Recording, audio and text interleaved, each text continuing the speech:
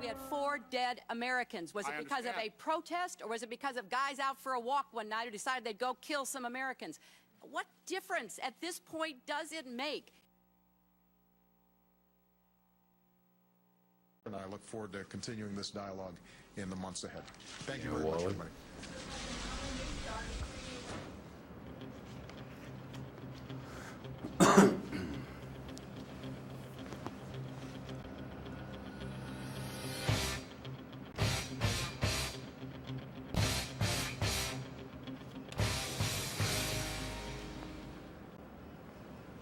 Good evening, everyone. Welcome to Wake Up America, and Wally's studying. My name's Phil Marie.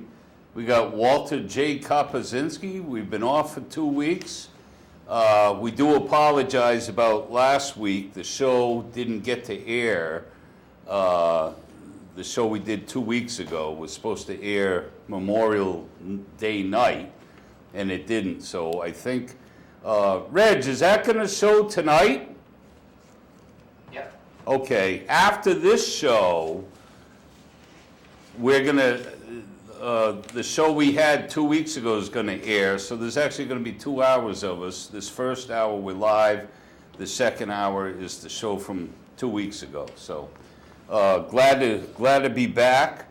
And Reg, you got the writing up on the screen. Looks good. So tonight's guest looks good, Paulie. Tonight's guest, we have Kirk Wiebe again. Kirk, are you there? Yes, sir, Phil. Pleased to be with the two of you. All right, awesome. Thanks for calling in. We we have a lot to talk about with the NSA with Kirk Wiebe, and there's a lot of misinformation going on, this, that, different stuff. But before we start, I just have to get this out there because let me turn on the lights here. There we go. 2 weeks ago, either Tuesday or Wednesday, after we did our last show, about 2 weeks ago, there's a gentleman in the western part of the state who's also been targeted. This guy's going through a lot. I'm not going to say his name because I haven't asked him if it was all right, but he's in the western part of the state, and his whole torso is being attacked. Pain, sharp pains everywhere, all over his body, and he's having issues with his family, believing all this stuff's going on. So again, when people reach out, I like to try to help, and I spoke to his family. So what happened was, and I shared my faith and everything else, tried to, all the positive stuff I could possibly give these people to work with to survive this type of attacks against this guy. So nonetheless, the next morning, I get a sharp pain right in the back. And I'm standing near a friend, and I said, oh, man, I just had this twitch, this sharp pain. And then a minute later, he goes, same thing, gets a sharp pain. So whatever, I just, continue on with the conversation. So the attacks, since, 10 days ago or more, I've been hit so hard with these stupid attacks, the painful, not zings or zaps or shocks, but driving pain. It starts on the right side, then it's on the left side, then it's at my rectum, then it's in my knuckle, and then it's back to my back, then it's in my hip. This has been going on. Coincidentally, my torso is the main area of target since I was trying to help this other guy. But I'm not going to let this lead me away from helping people. I'm not going to let this stop me, the pain and the torment and the torture that goes on. This is why I enjoy having people like Kirk Wiebe on the air with us, because there's more to it than just collecting phone records that our government's doing. And you know what? People say, oh, it's not happening to them, whatever, but someday it just might. And that's the biggest problem. And I'm just very, very frustrated because as a lot of you know, I work for a living. I'm a tile setter. What best way to try to put a hurting on someone? Go after their back, go after their hands, the two things that you need to make a living. So I'm extremely upset at that, and we will carry this on in the next week or two. I don't want to waste the show on this. Before I forget, after this show, we're showing the show from 2 weeks ago. Next week, we have Ron Rando coming in from Ron's Guns, and I think Lori Hopkins Cavanaugh might be joining them. So Ron's pretty upset and pissed off at the state of Connecticut with more taxes and more laws, and so next week should be a great show also. And then we have on the 15th, possibly the Weisenbergs are going to call back in. And Kirk, hopefully if they call in, you can join them again? Sure. Okay. I've been in contact with them. They want to come back on. And they were the beautiful people that worked for Verizon, that were told that the government ordered these attacks against them. Nice people. They should be on maybe on the 15th. And then on the 29th, we have Kirk's good friend and associate, Bill Binney, another NSA whistleblower. He'll be on June 29th. And we're going to talk about the Constitution and the Bill of Rights, how they're being violated. So this month should be a pretty busy month. With guests, and one last thing before we get into it with Kirk, but yeah, I had a problem with the electric company here, and they were lying to me, wouldn't turn the electricity back on. They shut it off, no notice. Anyways, that's a whole nother story. Had an issue with these, I'm going to call them jerks, that's the way they treated me, and I also had that issue with Frontier in January, and they wouldn't give me a credit for the internet, not having it a whole month. So MetroCast is the only company I've had no problems with. So coincidentally, here we are. Anyways, I have a lot to talk about in the next couple weeks with that. But Kirk, sorry about that. I had to get that off my chest. Hey, I don't blame you. And have you gentlemen, and I extend that to your audience, gentlemen and gentlewomen, been noticing that companies are less customer-oriented than ever before? I mean, they treat us like peons. They don't. Do you know how hard it is to get a human being, let alone get them to do anything that by rights they ought to do? It's like, I hate to say a partnership with the government, but boy, it feels like it sometimes. It's like they're all got this huge weight on top of us. You know what I'm saying? Kirk, I'm feeling that, and you know what? When even Frontier, which covers our shows now, so I don't want to say too much bad things about Frontier, but when they were AT&T, AT&T was a little bit more courteous and stuff. And same with Northeast Utilities, the electric company Eversource bought out, took over. They were a lot more friendlier. They'd give you a courtesy phone call, everything else. They don't give you nothing. They just show up, shut you off, and that's it. And they lie.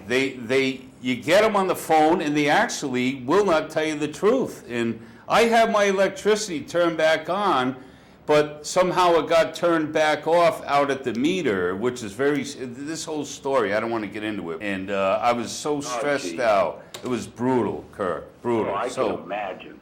So anyways, one of the greatest things having you here is to clarify a lot of different issues. And One issue is Rand Paul, and we have a quick 5-minute video, and I'd like to show that, Kirk. Absolutely. And because Rand Paul is the only one who will stick his neck, put his career on the line to protect our constitutional rights. And he gets mocked and ridiculed by the media and all kinds of people. But I don't see Lindsey Graham's, John McCain's, or Mitch McConnell, any of these guys worried about our Bill of Rights or our constitutional rights. They're worried about their pockets.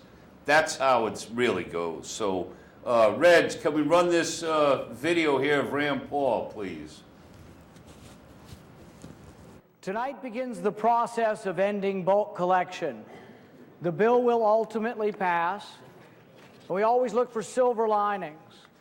I think the bill may be replacing one form of bulk collection with another, but the government, after this bill passes, will no longer collect your phone records. 196.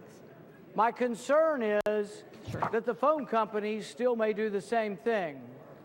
Currently, my understanding is the NSA is at the phone company, sucking up the phone records and sending them to Utah. My concern Order in the Senate, please. The senator deserves to be heard. My concern is, under the new program, that the records will still be sucked up into NSA computers, but the computers will be at the phone company, not in Utah. So the question is, will it be a distinction without a difference? The question also will be, will this be individualized? One of the things about the Fourth Amendment that was the biggest part of the Fourth Amendment for our founding fathers was that a warrant should be individualized. General warrants were what we fought the Revolution over. James Otis fought a famous case in the 1760s, and he fought against the British soldiers writing their own warrants. The interesting thing is, part of the Patriot Act allows our police to write their own warrants. We have something called national security letters. These have been done by the hundreds of thousands. Interestingly, when the president when the president was in the Senate, he was opposed to national security letters and said that they should have judicial warrants. Now it's kind of interesting that in this bill that will pass, it's supported by the president, supported by the director of national intelligence, and now supported in a wide bipartisan fashion. It concerns me whether or not... Will the senator please suspend? The Senate will be in order. Please take your conversations out of the well, out of the chamber. The senator deserves to be heard. It concerns me that the president that supports the bulk data collection and has been performing it illegally for 6 years now supports this bill. The devil's in the details, and the question is, will the new bill still allow bulk collection by the phone companies? Will they be able to put into the search engine not an individual for whom we have suspicion, but an entire corporation? This is what was revealed when we saw the warrant that was revealed that had Verizon's name on it. Here's the continuing danger to us, though. It is, I think, maybe a minor success that we're going to prevent the government from collecting these records. But realize that the interpretation of this will still occur in secret in the FISA court, and that this is the FISA court that said that collecting everyone's records was relevant. It completely destroys the notion that the word relevant has any meaning at all. This will be the question, whether or not we can trust the FISA court to make an interpretation that is at a higher degree of discernment than the one in which they said relevant can mean anything. As we move forward, the Patriot Act will expire tonight. It will only be temporary. They will ultimately get their way. But I think the majority of the American people actually do believe the government's gone too far. In Washington, it's the opposite. But I think Washington's out of touch. There'll be 80 votes, to say, continue the Patriot Act. Maybe more. But if you go into the general public, if you get outside the Beltway and visit America, you find it's completely the opposite. There was a poll a couple of weeks ago that said over 80% of people under age 40, over 80% of them think that the government collecting your phone records is wrong and shouldn't occur. So I think really this will be useful. People say, you're destroying yourself, you should have never done this. The American people won't side with you. And people wish me harm and wish that this will be unsuccessful. But you know what? I came here to defend the Bill of Rights and to defend the Constitution, popular or not, but I frankly think that the Bill of Rights and the Constitution are very popular, very important, and I will continue as long as I have breath and as long as I'm here to defend them. And with that, Mr. President, I yield back the remainder of my time. All right, we're back. Kirk, did you get to hear any of that? Oh, I heard all of it, and I loved every word of it. Well, the 4 or 5 points that that I took was, well, he ended the very ending where he said that his job is to protect the Constitution and the Bill of Rights. But before we get into that, because I know you have a comment about that, he spoke about the phone company holding records and then giving it to the government. He spoke about the warrants being individualized at the courts, and then he spoke about the national security letters, which I think there's one out on me personally, and there's hundreds of thousands of those. And he also talked about the FISA court that said that it was relevant that they collect all bulk data. So anyways, but let's get back to the way Kirk ended it, Rand Paul ended it when he said that his job is to fight for the Bill of Rights and the Constitution. You had a comment about that, Kirk. Well, you know, I'm going to parrot what you said, Phil, when you were introducing this item. You have Rand Paul doing his sacred duty. And what I mean by that, every senator takes an oath to uphold and defend the Constitution against all enemies, foreign and domestic. He takes it to heart. He appeals to people's sense of propriety, doing things right, focusing on the Constitution. And what does he get from most of the media? And even those on Fox News. Look at Ralph Peters.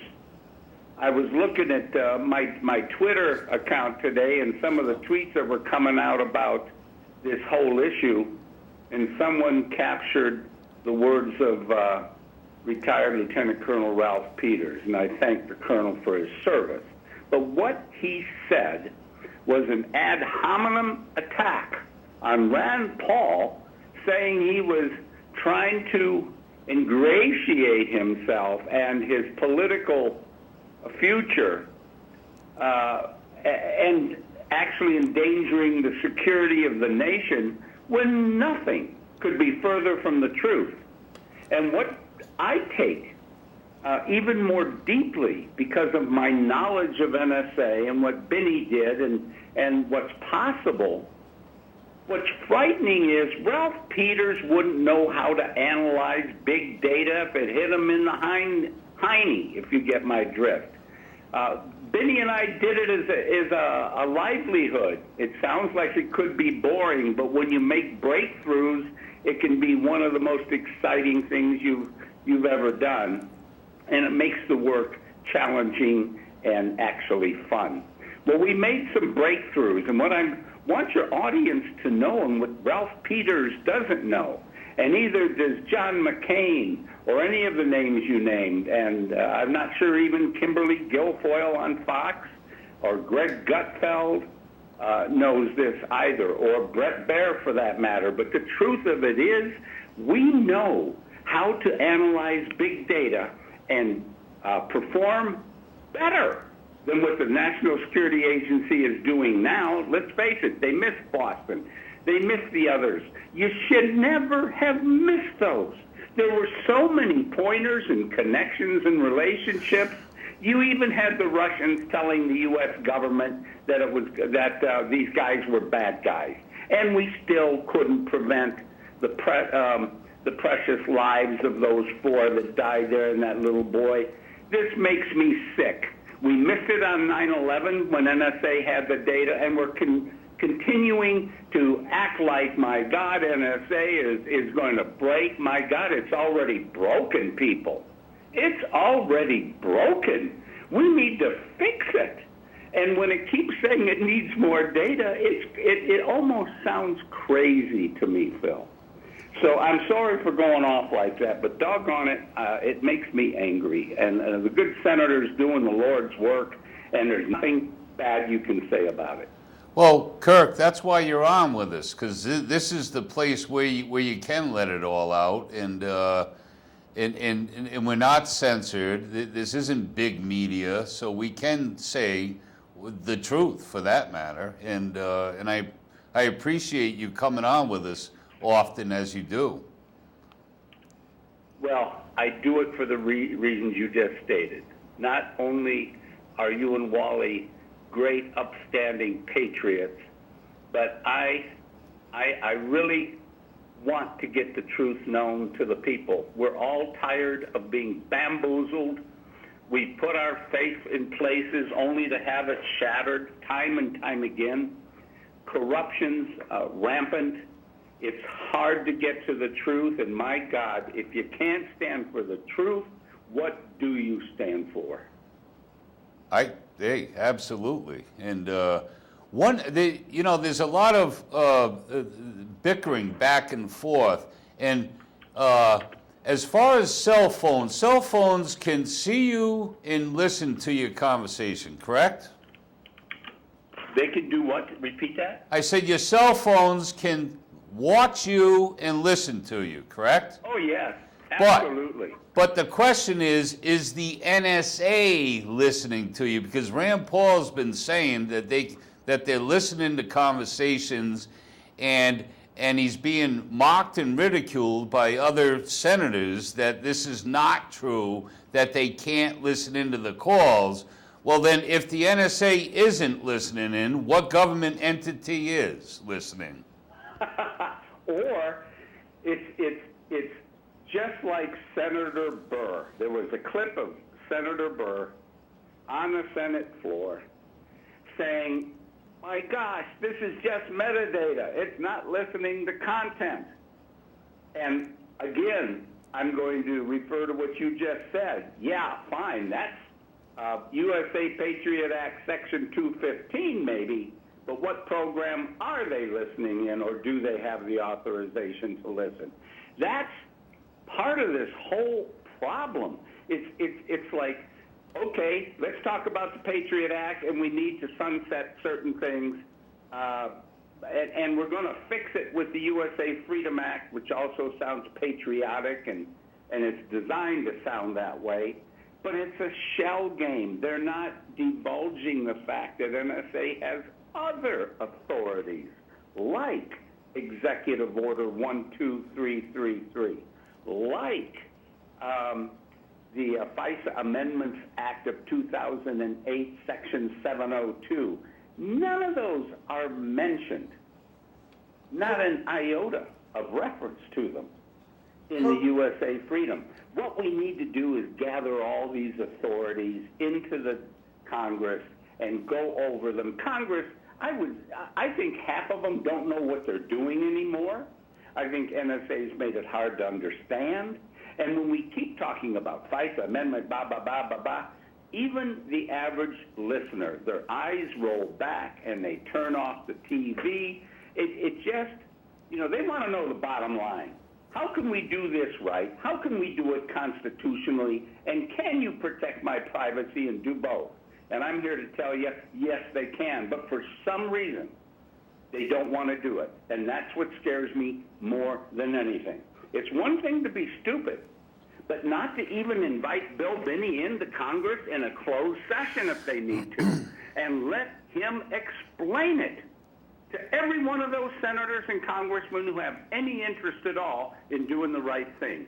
Why wouldn't they do that?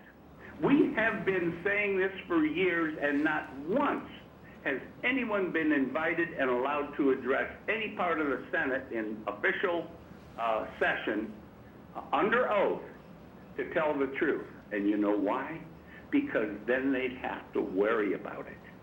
This way, they can ignore it and control the discussion, and that is more frightening than anything else. Kirk, one thing that really disturbed me, and I don't know what group was in charge of this, if it was the NAA or what group it was, but when the President of the United States goes after the Fox News and they go after his telephone calls, anybody he telephoned, they all get watched over. They look after them. His whole family, if they made calls to somebody else, they got investigated. Now, what group did that? Was it just directly for the president's office, or was it from the security group of our country? Well, good question.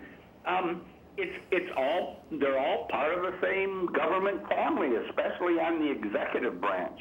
I mean, I'm mad that Congress acts like they're the cousins of NSA and they're good old boys and they're constantly defending NSA when those committees were set up to hold back NSA and make sure the privacy rights of the American people were protected, and they aren't doing their job. So they're already drinking the Kool-Aid. But when you look at the executive, they're all close family, and that's the power that they wield. My gosh, did Lois Lerner, for example, get the names of conservative groups applying for tax-exempt status from some list that NSA got a hold of, or maybe the FBI got a hold of? It's all coming from the same pile of data that NSA is collecting. And when I look at USA Freedom, it does nothing to make any of us feel better that oversight is happening at all or in any meaningful way. They're still shaking hands. There's no new capabilities given to Congress or the judiciary to look inside NSA databases and watch data analysts do what they do. And why don't we have that trust? If there's nothing to hide, what's the problem? What is the problem with letting our government function if there's nothing to hide? Our government used the Justice Department to be her attorney. The Justice Department became her attorney to help her in her IRS problems. And eventually she disappears, nothing happens, and the media doesn't report nothing, and it's gone, like it never happened. And you know what's worse, Wally? They're getting paid with our money to do that. Yep. Now, It's unbelievable. Now, Kirk, the Patriot Act, doesn't this open the, knock down the walls between all these government entities? For instance, like you said, Lois Lerner, if she got the information about these conservatives with the with the IRS and all this targeting, if she got the information from the NSA, if this was pre 9/11, 2001, September 10th, 2001, would she still have that same access from the NSA? Well, ostensibly, no. If you're just looking at the words in the laws, you're right. She wouldn't have had. But since Patriot Act, one of the concerns was, and you'll hear them talk about this, that the FBI and the CIA did not exchange data about what they knew about the two guys that came in to the country in December of 2000, I believe it was, on the West Coast, San Diego area, and the rest is history. We ended up with 9/11, and they weren't talking, so people say, well, we've got to tear down those barriers, and they tore them down, and there's a pie, but it's like a two-edged sword that also enables agencies to work and collaborate on negative activities, things they shouldn't be doing, because people are thirsty for information that's right at hand. And that's the danger, and that's why our founders put these constraints.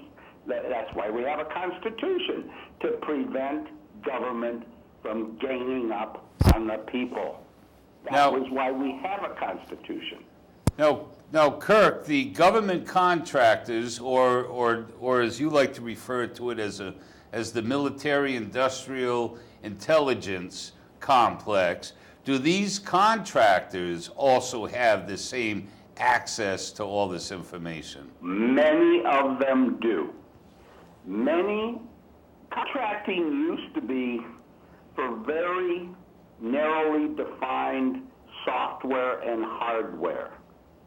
It was never for manpower, but since 9/11, the powers that be have said, well, why not? I mean, why hire a government employee when we can get a contractor cheaper and not have to pay him a retirement when he retires? So it was put forth as a cost-cutting measure that everybody bought off on. And so we basically outsourced a huge amount of our information technology work, like systems administrators, new hardware, that kind of stuff. But they had what is typically called mission creep. You begin narrowly defined. And then pretty soon someone says, well, we're having a hard time finding Farsi linguists. But there's this company that has a boatload of them. Why don't we just hire them as NSA analysts on a contract? And so that's what's happened. Contractors have seeped deeper and deeper into virtually every operation of the National Security Agency and other agencies as well. And Congress looks at it and says, well, isn't this good for business? I mean, these guys are doing noble work. It's cheaper. Taxpayer gets a better deal. And, you can go on and on ad nauseum about all the good points, but there are downsides. Collusion, inappropriate use of knowledge, more and more people getting their hands on your data.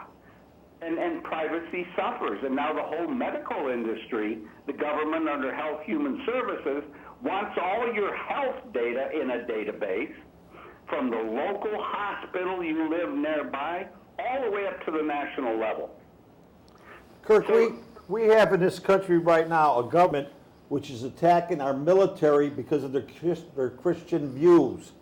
Now, Marco Rubio also got attacked this past week about his Christian views. Now, I'm looking at some Marines. This was court-martialed because they stated a Bible verse in their computer, and they got canned. That person got kicked out of the service. And then you got atheist groups which want to get rid of an Air Force general because he gave a speech to a religious group, and he was in uniform. Now, there is an attack on our Christians in this country. Go lay down. Continue, Wally. That's my dog. That's my dog, Kirk, please. But no, you're absolutely right. And what irks me, have you heard any senator, any congressman, anyone in government stand up against that? Actually, Marco Rubio just recently spoke out and said that the government is at war with Christianity. And my concern is you combined all this data mining and all this, they can identify every single person with their religion, all this, very easily, and then target them. So absolutely. I mean the three. You know what? The three guys that will stand up for the American citizens, obviously, are Rand Paul, Marco Rubio, and Ted Cruz. Those three seem to be the only ones that will stand up for the American people. And they're being demonized too, and that's not right at all. That's not right at all. Well, and of the three, Rubio loses me. It's his one blemish, but it's a huge one.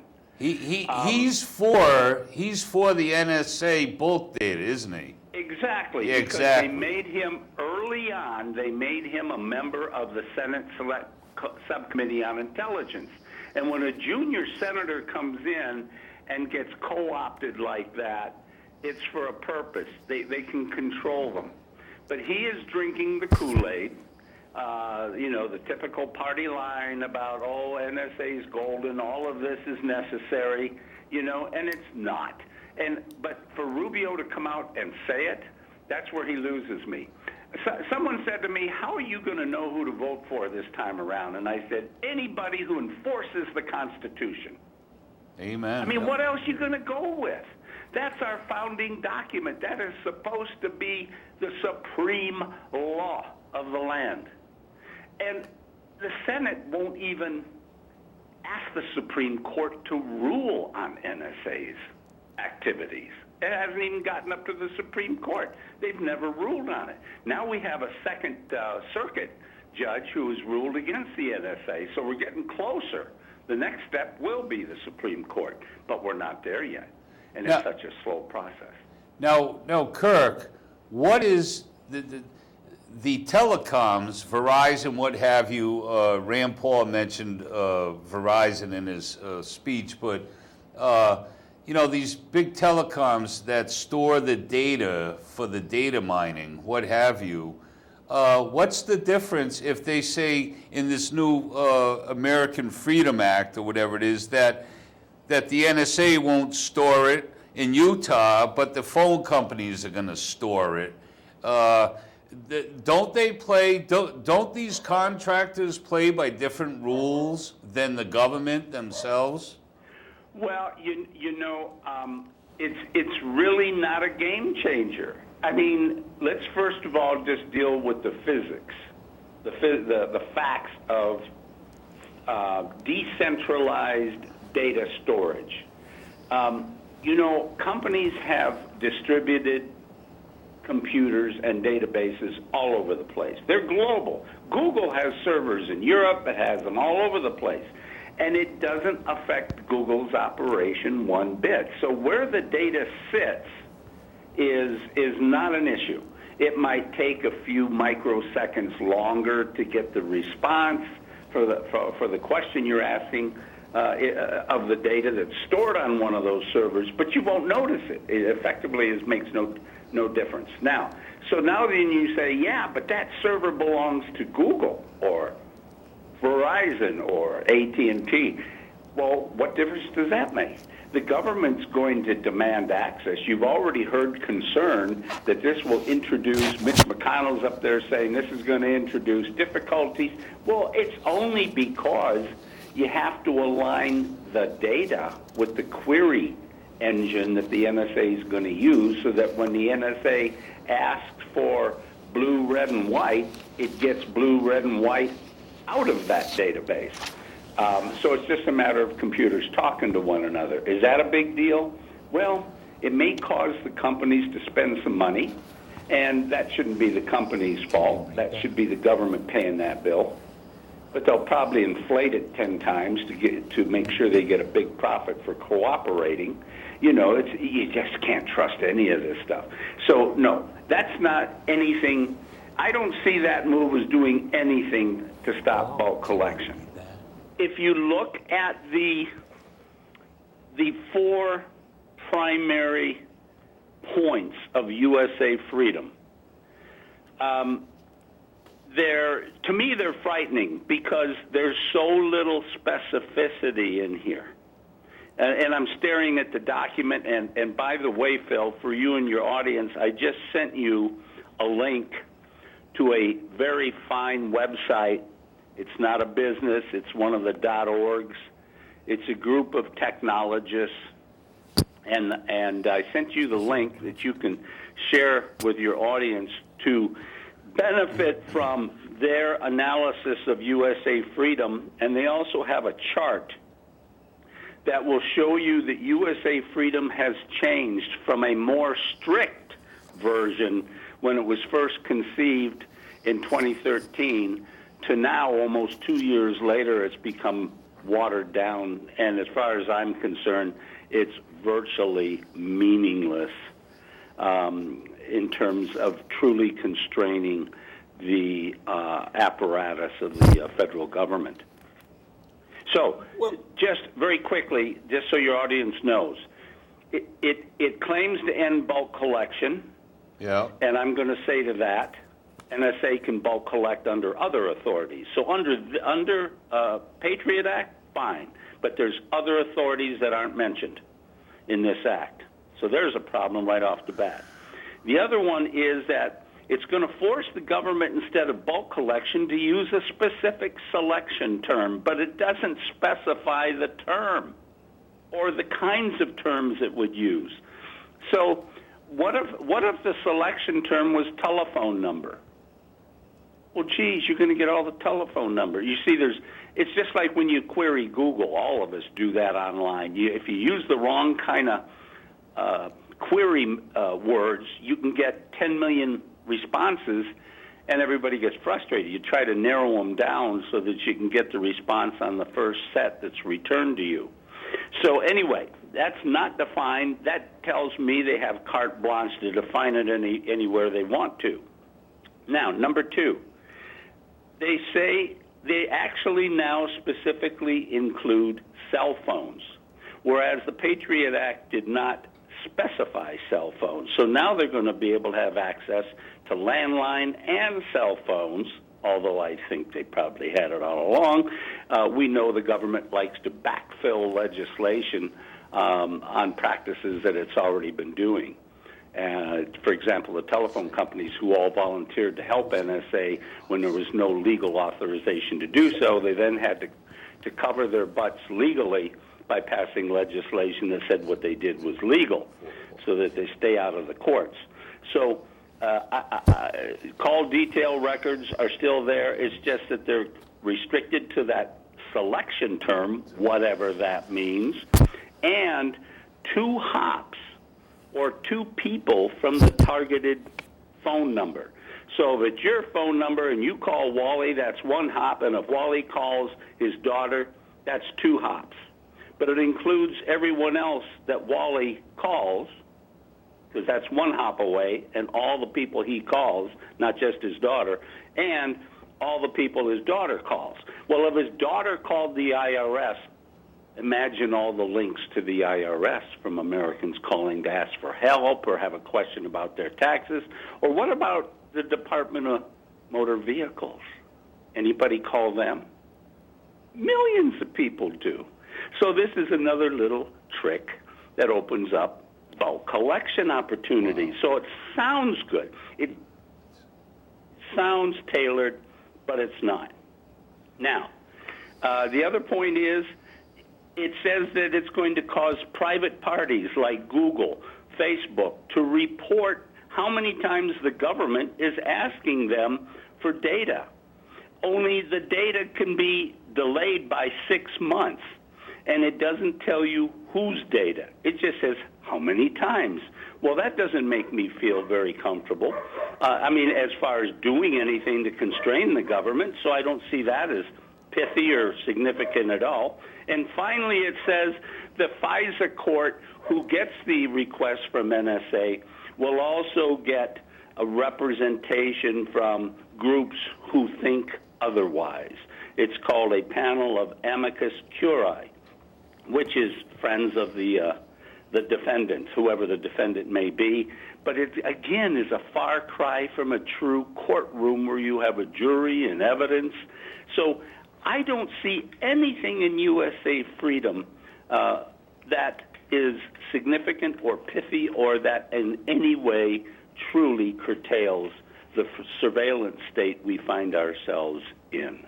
Kirk, that was fabulous with the, about the cell phones, about how it, it breaks down from one person to the next party, then it just expands like a huge family tree almost. But listen, Wally wants to read something to you, and sure. and I'll bet you'll know where he got this from. Well, from what I've been reading about, is that private communication is protected by the Constitution of the United States for all Americans. But it's not just limited to the First Amendment or the Fourth Amendment. You know, it's limited to other things are also covered, such as telephones. I think I should just mention that. Yeah. Letters, private letters and all that. That's all. And printed things and copied things, they are private and they should be kept private, and the government shouldn't be involved in getting into this information, and leave the people alone and let them have their privacy. Well, you are absolutely right. This whole pyramid of power that the government claims it has to do this, and you have no right to privacy when it comes to metadata. Your audience, everyone needs to remember this is all based on one court decision from 1979, a time when there was no digital age. Phone lines were analog switched. Machines did it, electronic components did it, but it's reminiscent of the old days when you had lady operators taking wires and plug them in, asking who you wanted to call in the old days. And now that it's all digital, the world has changed.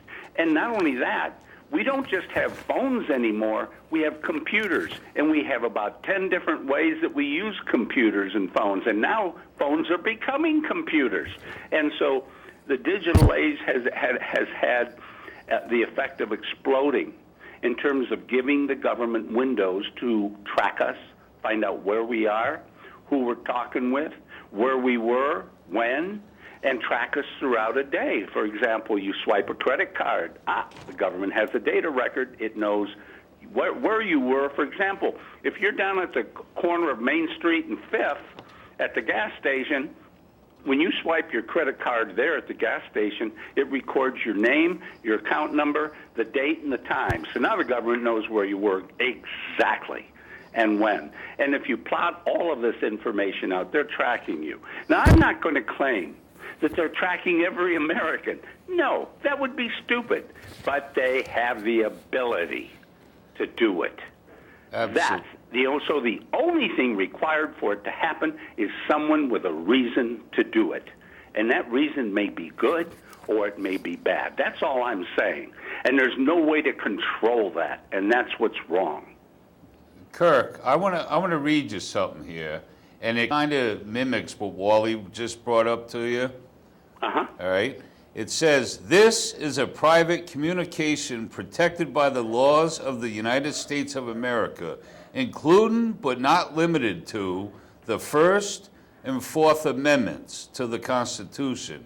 Neither it nor its derived metadata may be collected, stored, retrieved, printed, copied, retransmitted by any element of the U.S. government or its partners without the express authorization of the originator.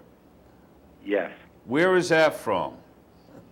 That sounds like something that I have on every email I send out. But yeah, no, that's interesting, Kirk. It's yes. We got 5 minutes left, and so as you know, it goes quick. And boy, you've had some great information tonight to help the viewers and try to straighten out some of this false or misinformation that's going around.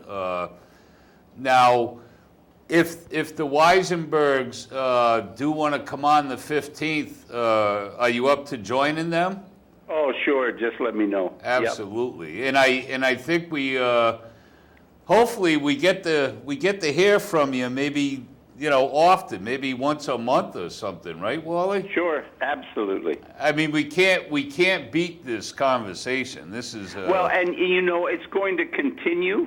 This is the first victory, but it's going to be short-lived because the scoundrels are going to try to pull the wool over again, probably with the USA Freedom, unless the people get on the phone and say, I'm wise to what you're doing, and we need how everybody says we need comprehensive immigration?